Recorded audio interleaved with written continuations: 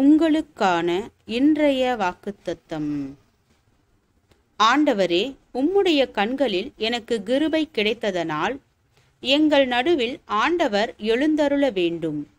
இந்த ஜனங்கள் வணங்கா கழுத்துள்ளவர்கள்.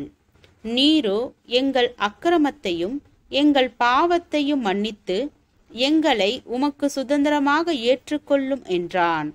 அதற்கு அவர், இதோ நான் ஒரு உடன்படிக்கை பண்ணுகிறேன்.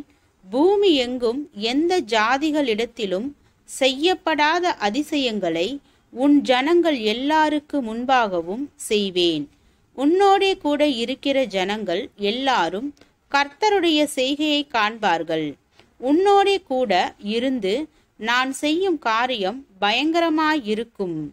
யாத்ராகமம் 34வது அதிகாரம் வசனம் 9-10.